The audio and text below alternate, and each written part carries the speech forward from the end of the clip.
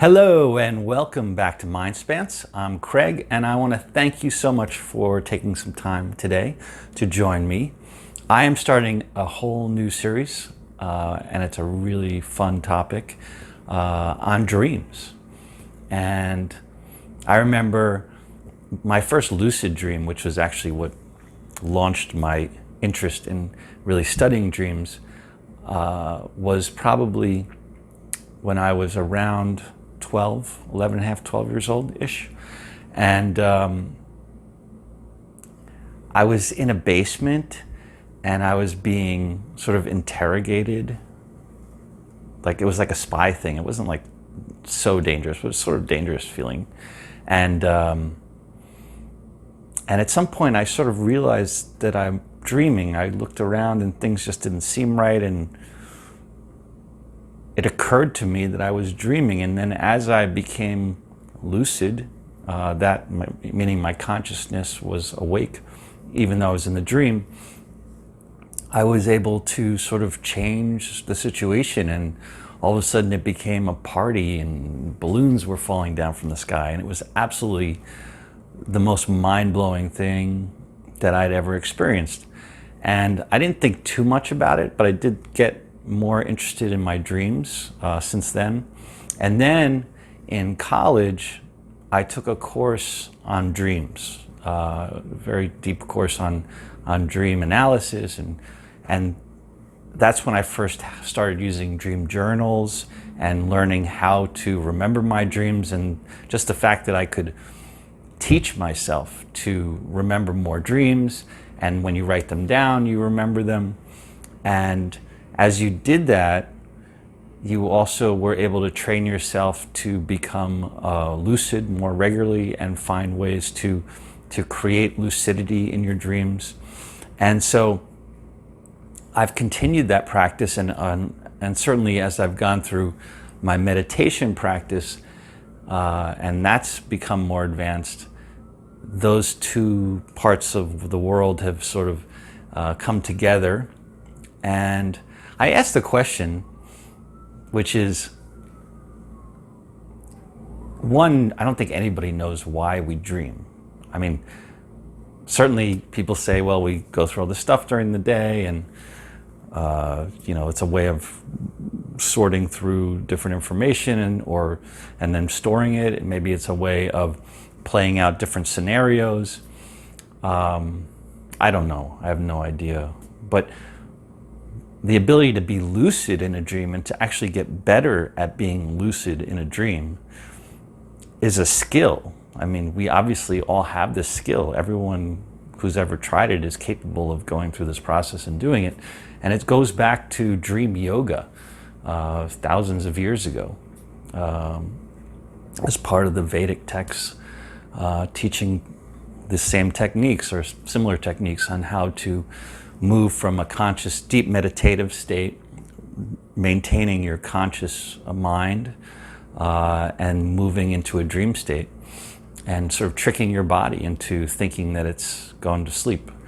And it's very similar to what some people describe as an out-of-body experience. It's a very, very similar sensation. And I'm going to talk all about all that stuff.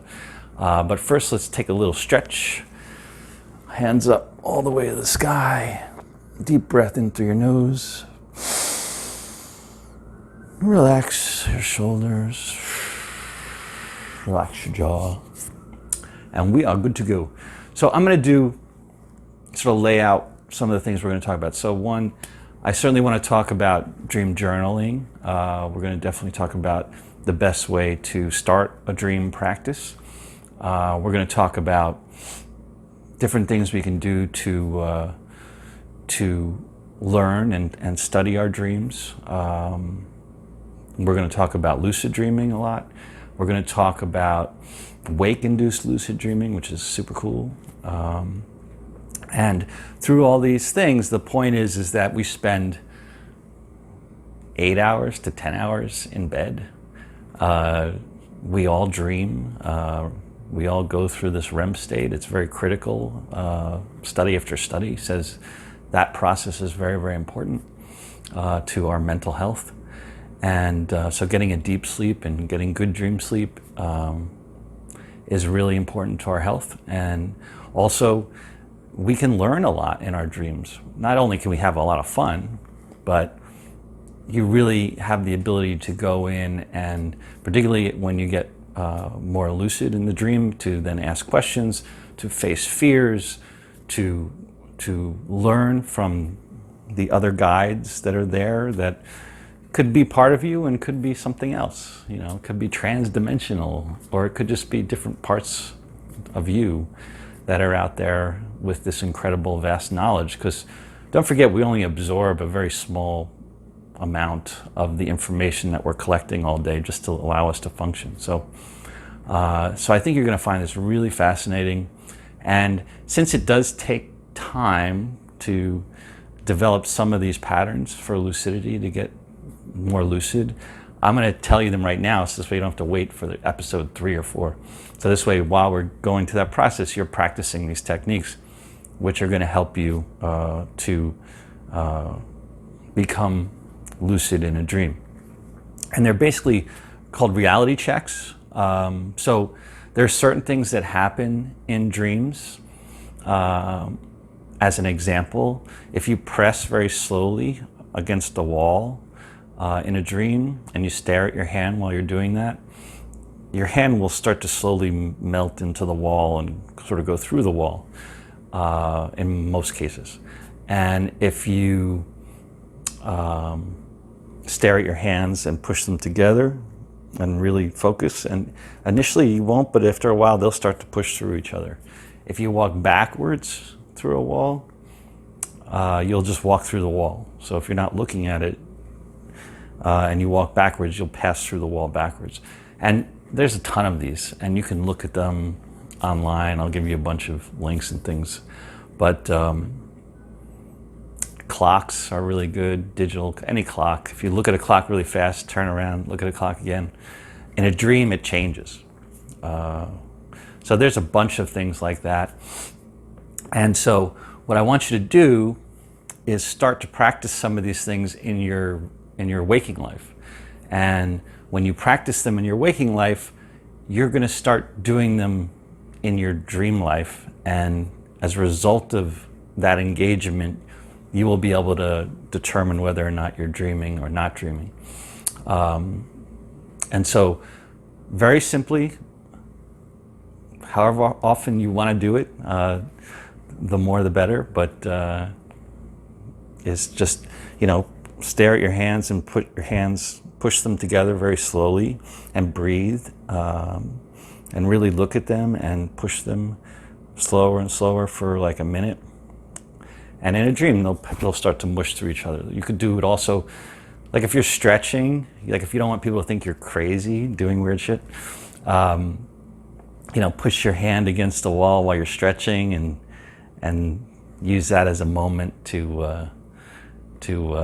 practice your reality check. Certainly, when you walk by a clock, just whip your head real quick. Don't hurt your neck, but move your head, and you'll see that it's the same or it's different. So you'll know if you're awake or you're sleeping. So try that stuff, and also go get a notebook, and you can buy these pens with little lights on them. They're pretty good. Or sometimes I think it's better than using a phone, and start to record your dreams. Write them down. The problem with the phone is it's usually very, very bright, and you're fidgeting around, so it tends to wake you up. And with a little pen with a little light on it, it's actually very non-invasive, and you can just take quick notes, and you don't have to write every little detail, but if you take like an outline of the dream, that will be enough for you to recall the rest of the dream in most cases. And it's just a good way to start. And so what you're doing is you're now training your mind. Like everything that we do, we're retraining our brain to say, this is something I care about. This is something I'm investing energy in. And as a result of that, the brain's going to create new connections that help you do a better job at it. And that goes, we talk about all this with everything, and it really goes with everything that you do. The more energy you put into something, the more that your brain will adjust. I know that people say you can't learn anything after 30 or 40 or whatever it is. That's completely not true, debunked. It's called neuroplasticity, look it up. And you can do that anytime in your life. And you can retrain your brain and rebuild neural connections and do all kinds of stuff. So definitely try it. It's a really an amazing experience.